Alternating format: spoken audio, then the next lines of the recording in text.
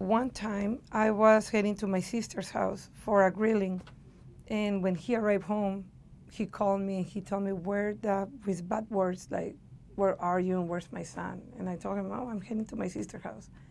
He told me, "If you're not back in 15 minutes, I will call the police," and said that you kidnapped my son because you have no rights.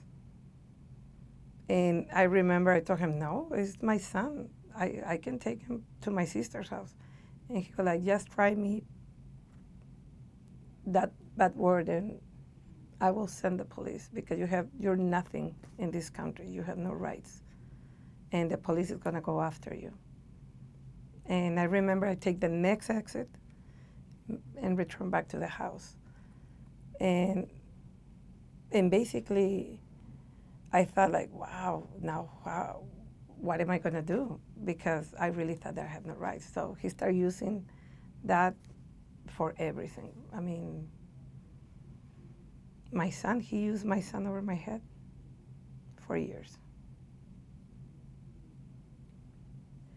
The truth is that we not even discuss that, because for me, if I want to work, I can just go back to my country and reopen my store, and the kind of business that he has over here, I not even need to work because he take care of everything.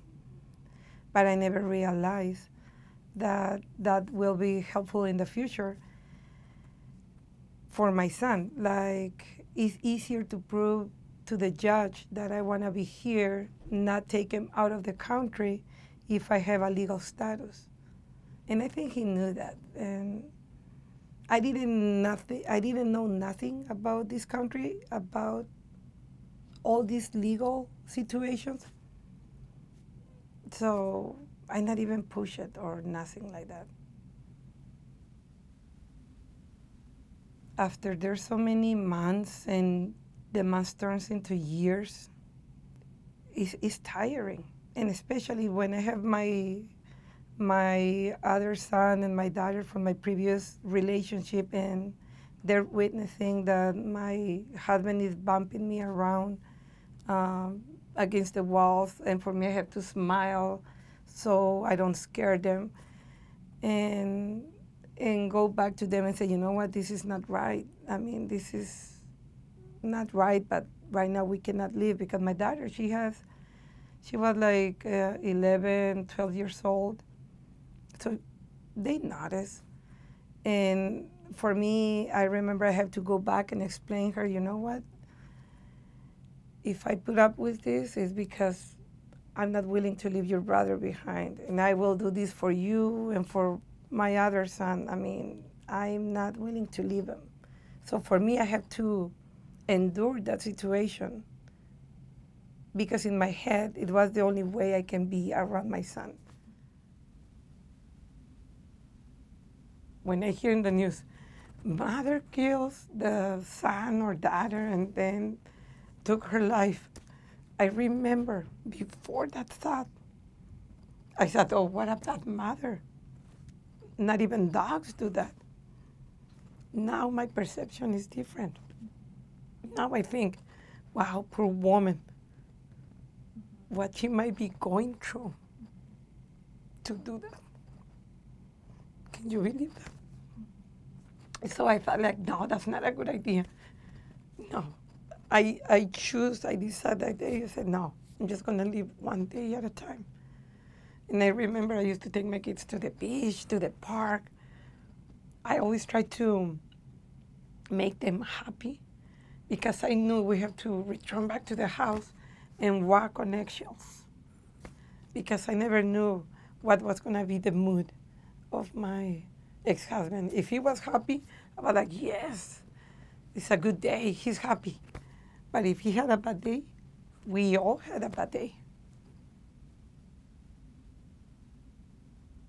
The last police report that I filed, called the police because my ex-husband was trying to break through the door, and he was saying he was going to hurt me.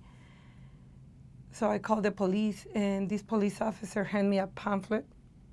Then I read YWCA. I remember I called the YWCA and they told me they have an opening. So I went to the YWCA, the DV shelter, and from there, they referred me to Access.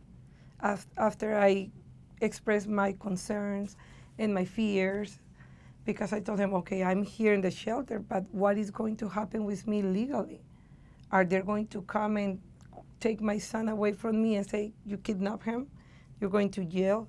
I mean, I was so misled about that situation that I truly believe that that can happen. And I remember Olga from the YWCA, she said, you know what? No, don't worry. We have this wonderful program that is Access, and they're immigration lawyers, and they're going to tell you exactly what you need to do. And that's how I find out about Access. And believe me, that was like breathing again.